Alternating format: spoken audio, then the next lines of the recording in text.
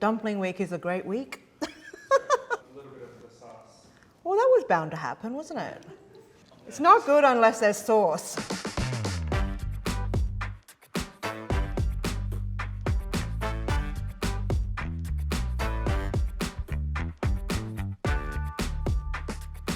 I'm Hetty Lui McKinnon and happy Dumpling Week. I'm at NYT Cooking Studio Kitchen. For Lunar New Year, I'm making mushroom Manti, which is actually not a Chinese dumpling. I celebrate Chinese New Year, but the mushroom Manti is actually a Turkish dumpling. It's kind of like a layered dumpling dish. The garlicky yogurt, which is your base. On top are the actual dumplings, and then on top of that, the spicy tomato plays off the cooling yogurt and the savouriness of the dumplings. I tasted Manti 20 years ago. It was my only backpacking trip.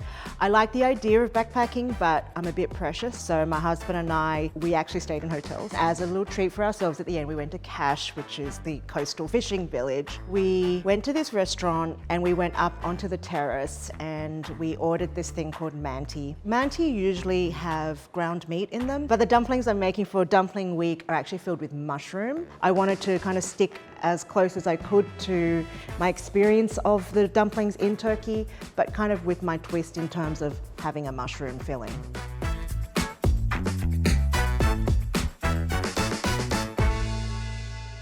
There are shiitakes, there's button, there's cremini. Just gonna take the tips off these shiitakes. So we're just gonna chop these up till they're pretty fine, but you don't have to go crazy. I kind of just do it roughly like that. So look, you can absolutely use one type of mushroom, just a button or cremini. Creminis have a deeper flavor, so they're really good. But using a mix of mushroom just gives you a variety of deeper flavors and more texture. I'm gonna heat up the pan just a little bit. As you do with stainless steel pans, you need to kind of get it hot, otherwise it gets a bit sticky. Some people do all sorts of tricks, like throwing water in there to see if it bubbles. I don't do that, I just kind of put my hand here. It should feel hot, you should feel the heat radiating off the surface, and it is now. And see that olive oil straight away is hot. Add the onion. This is just a yellow onion, but you can use any color onion you like. And we're just gonna cook that for a minute and a half, 2 minutes, just for it to get nice and soft. And you know, a little bit of color around the edges is okay. Is there any greater smell than onions cooking? What do you think? That was an actual question.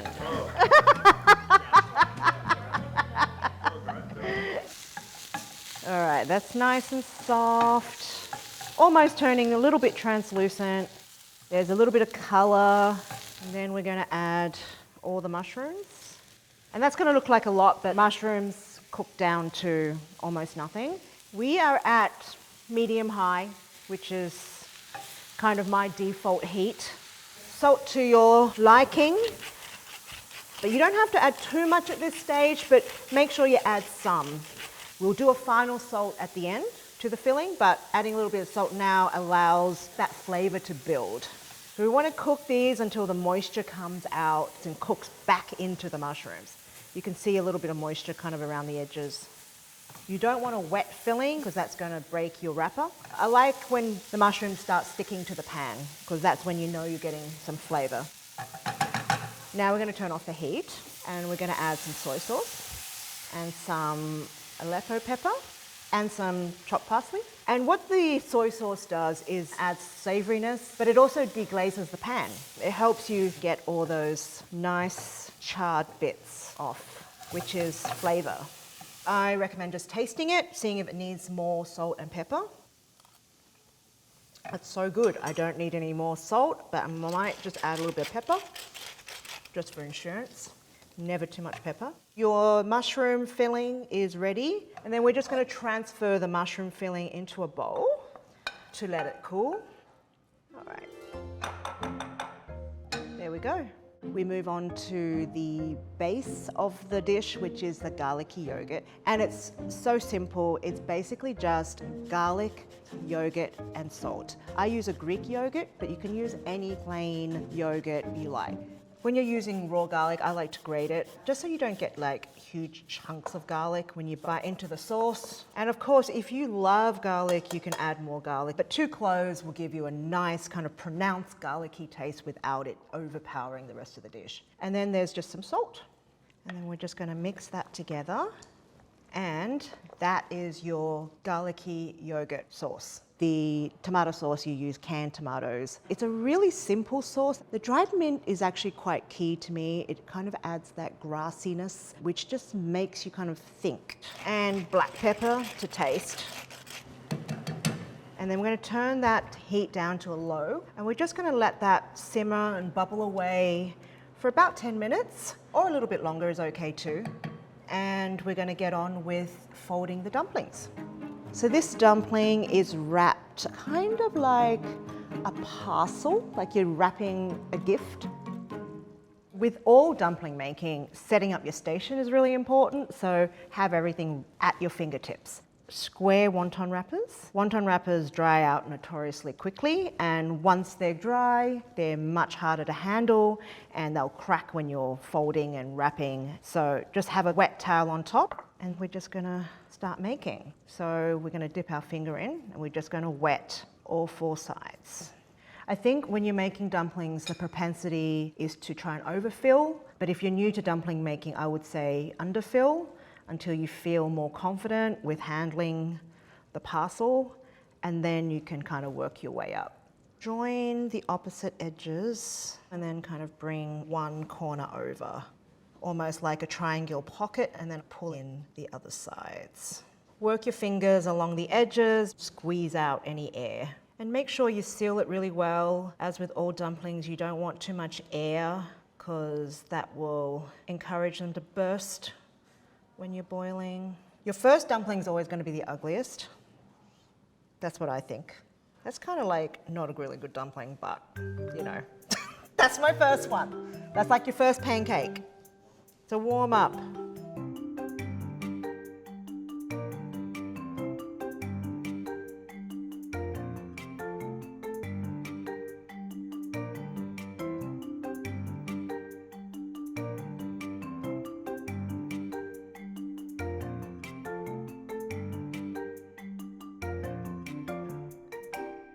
So next we're going to move on to boiling the dumplings. This is just some salted water, and we're going to get that to a nice boil, and then we're just going to drop the dumplings in. For a pot this size, I'm probably going to boil about 8. You don't want to overpack the pan, but you can afford to put quite a few in. Well, it's actually 9. We cook these for about 1 to 2 minutes, just until they float to the top, but these floated to the top immediately. Let them cook for about 2 minutes. Your filling's already cooked, so you just need your wrapper to cook. You'll see that they'll start turning transparent, and that's really when you know that these are ready. So drain that with your slotted spoon and just transfer them to a plate, right side up if you can. I'm being way more delicate than I would be at home. So these are your mushroom manti, and then we're going to move on to plating.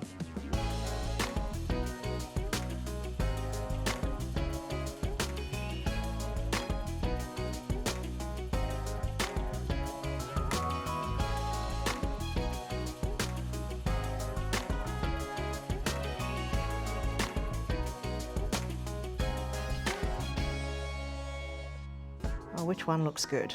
Make sure you get a little bit of yogurt on there, a bit of parsley. I love this because it's like a bit of dunking action, so it feels like you have to do something. That's a lot of flavour. The tomato sauce tastes like it's been cooking for hours. The yogurt is just garlicky enough. You can taste it, but it doesn't overpower. The mushrooms are so, well, I shouldn't say meaty, but they're so robust. It's got so much earthy flavour. It's creamy, it's tangy, and the dumplings are kind of perfect. Who doesn't love a mushroom dumpling?